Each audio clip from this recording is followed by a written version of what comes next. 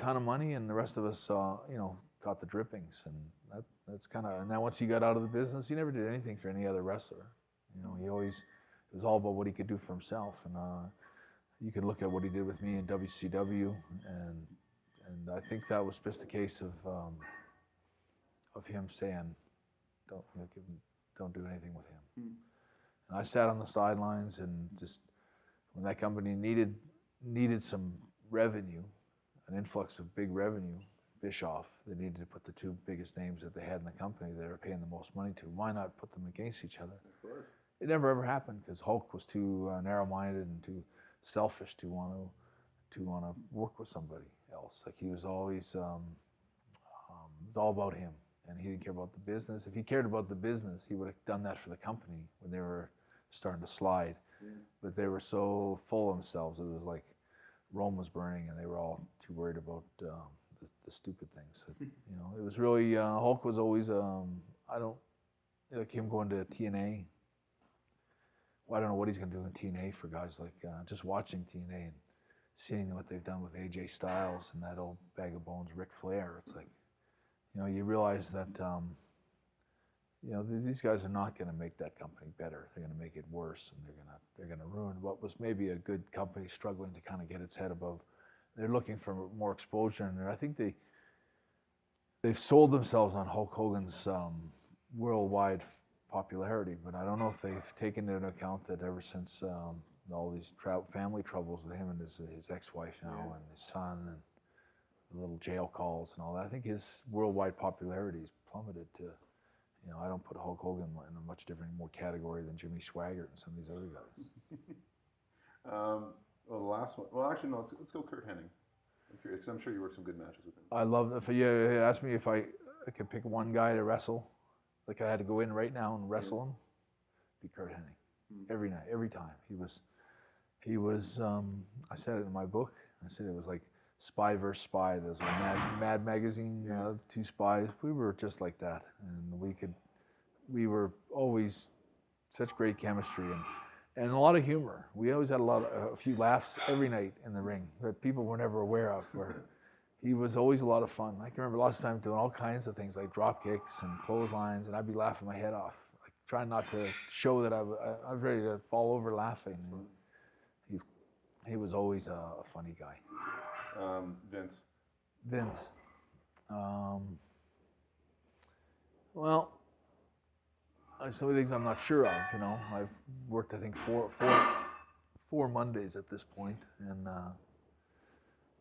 so I think at this point I think Vince is a change guy. I think I can only assume that a couple of $1 billion might do that for somebody, make him a more happier person. And I know that the stuff that I've done with Vince seems to have really lit him up a little bit, and he seems like he is really loving the role that he's playing, and he's excited about what he's going to do next week, and he's really into it. And that you got probably anyone that doesn't think Vince McMahon's got the greatest mind in wrestling. He's always had a brilliant mind for wrestling and where to take it, and the vision that he sees is it's a pretty deep, long vision. So I think when I see Vince, and going back, I kind of knew that he would be able to make this worthwhile, worth doing. If you're interested, I mean, that was my attitude with him. I'm interested if you're interested. Mm-hmm. If you're not interested, let's just move on. And at the same time, he's been interested, and they've got on board, and they've treated me really well with this whole thing that's happened so far. And I expect it should work out all pretty well. And my end feeling about Vince is that he probably feels pretty bad about what happened with Owen and things that happened in my family, and even what happened with me. And he owns some of that, and a lot of it with Owen, of course, with Owen. But I also know that what happened with Owen was an accident. Had nothing to do with anybody but the guy that failed to understand how to do the rigging. Mm-hmm. And so it was a mistake, a human error, and it was a tragic thing, but it had nothing to do with the company or where. So I think that said, and what happened with me, if you can sort of, I said I forgave it a long time ago when I had my stroke and he called me in the hospital.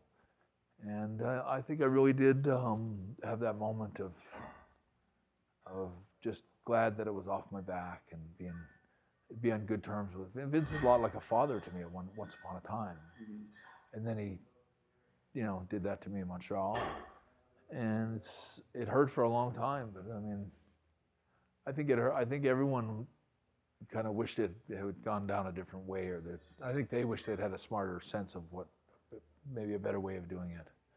But that's what prevailed at the time, and they have to live with that, and I can. Well, it kind of worked out pretty good though for both of you at the same time. You have this great story to tell. He became this big bad guy in his own world. Both kind of made it well. Well, in a way, you're right, because I know that for me, what's defined me in this country, and maybe defined me all around the world, is the one guy that stood up for himself. You're the ultimate good guy. The only guy that ever did anything real in wrestling was me that day in Montreal, kind of thing. And it's like, there's been lots of real situations, sometimes too real, when you think of things that happened in the last 30 years. But it definitely defined me, and I think it, the more, they try to,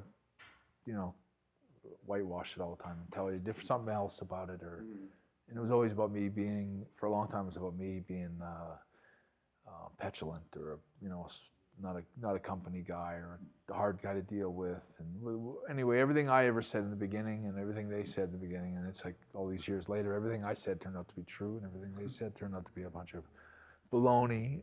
And I think that defined me. And people, I always say when people see Shawn Michaels, and that Wrestling with Shadows plays all the time, at least twice a year in Canada on different A&E and different Canadian shows. And I think when you watch Shawn Michaels humping the flag, where he puts it down in the ring and actually starts, I think that gets your blood going in this country so much. And then you realize, that he punched this guy out and took wrestling so seriously that he overreacted. No, I wouldn't say overreacted, but reacted so strongly about it, that I think you have to be proud of that moment. And I think that's probably, I know that's the reason I got voted in this country for being number 39 greatest Canadian. Speaking of which, the last name on my list is Bret Hart. And what about him?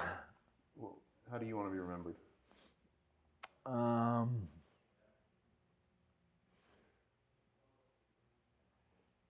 I think I want to be remembered as someone that followed his heart. Somebody that never aged, really. Like I still feel that I still have a lot of my friends from elementary school, believe it or not. And when I'm with them, I'm not Bret the Hitman Hart. Even though I was always kind of Bret the Hitman Hart then, even as a kid. I mean, I was always wrestling and everything. But I just sort of feel that I never really sold myself out. That I've always followed my heart, and I've stayed pretty true to myself. And I'm somebody that wakes up in the morning, and when I look in the mirror, I'm happy. A, happy I'm alive. B, happy with who I am.